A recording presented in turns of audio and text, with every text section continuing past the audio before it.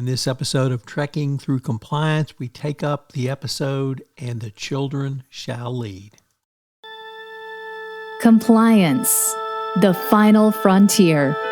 Tom Fox is the voyager of Trekking Through Compliance. His mission? To explore the original series and seek out and share what it can teach you about compliance. Here's your host, Tom Fox.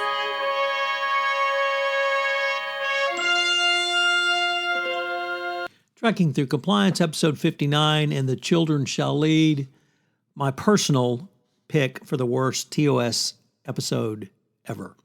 In this episode of Trekking Through Compliance, we consider the episode And the Children Shall Lead, which aired on October 11, 1968, and occurred on Stardate 5027.3. Story synopsis.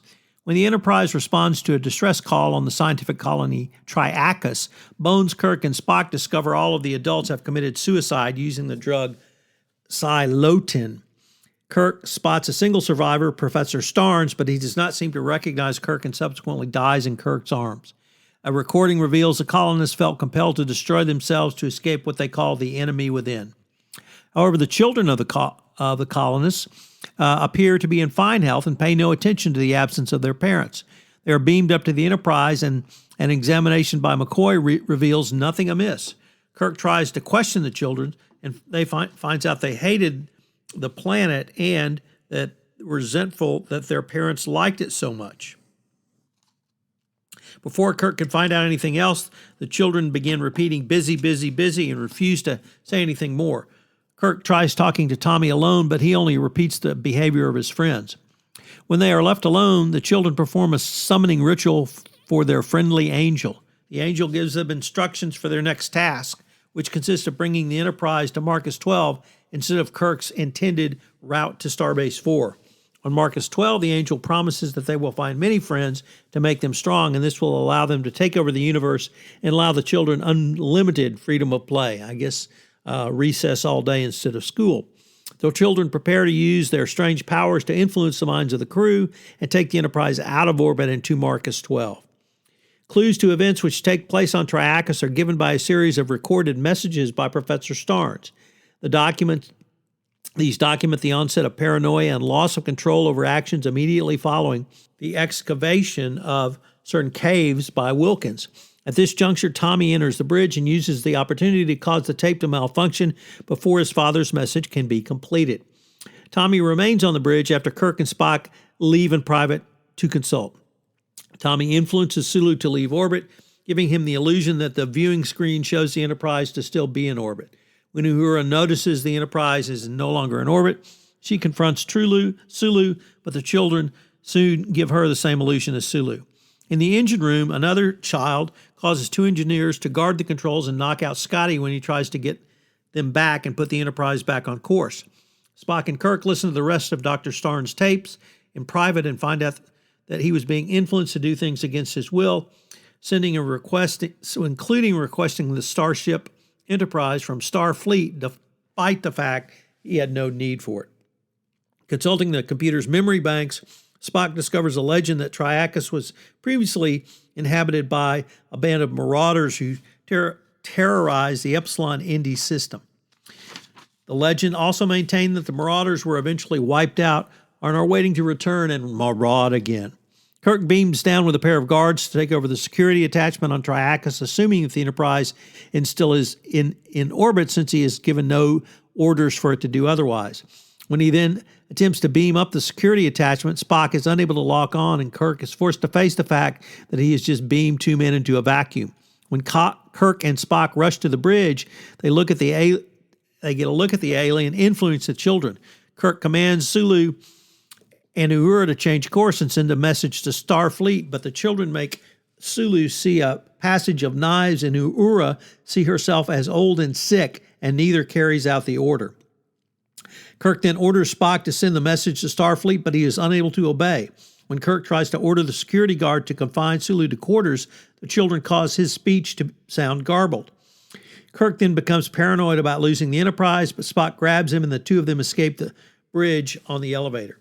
They go to auxiliary control and try to enlist Scotty's help in overriding the ship's controls, but Scott and his engineers are firmly under the children's control. Chekhov and 2 security guards attempt to arrest Kirk and Spock at phaser point, but they are able to fight their way out of it. Kirk finally manages to free the children of the Gorgon's evil influence and regain control of the Enterprise by replaying the taped rituals and summoning the Gorgon. With the help of these tapes, the children see themselves playing with their parents. Kirk shows the children the Gorgon's wickedness in killing their parents. When the children cry and desert him, the Gorgon becomes disfigured and then disintegrates, chanting, "Death to you all." So what's the fun fact? Well, the idea to cast noted plaintiff's lawyer Melvin Belli as Gorgon came when his son Cesar Belli was cast as Steve. Producer Freddie Freiberg hoped that the presence of Belli would boost ratings. This plan failed, and Freiberger realized it would have been more appropriate to cast a real actor in this role.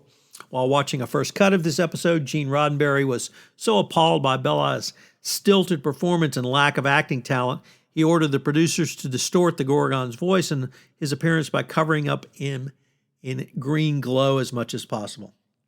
I'm not quite sure what good you can say about this episode, as it is, in my estimation, the worst of Trek, and also the Agency Booth website included this on their list, and the worst of Trek. And they even named it "And the Children Shall Lead" as the worst episode of the original series.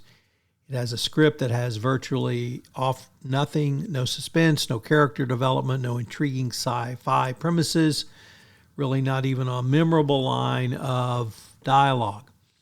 The director of the episode is generally recognized, or was recognized, as a skilled TV director, but there's really nothing that could be done with this script.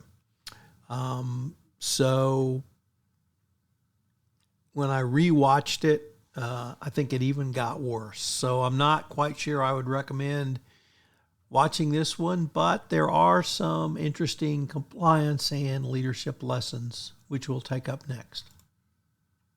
So what are the compliance lessons from today? Well, number one, how can you ask the right question? Asking the right question really comes from not asking yes or no questions, but asking open-ended questions, but most importantly, being willing to answer and listen to the answer, rather. So use this technique to help you ask the right question. Compliance lesson number 2, leadership is really a conversation. And part of the conversation is listening, but there are other components to this.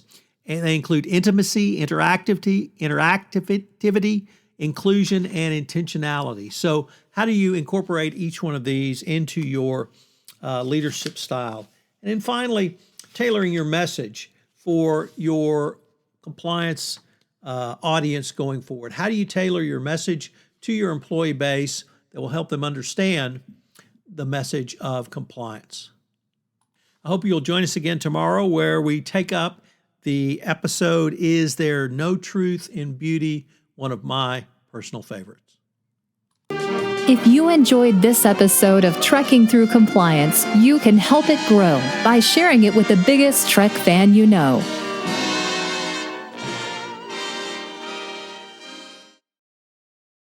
This podcast is a part of the C-Suite Radio Network. For more top business podcasts, visit c-suiteradio.com.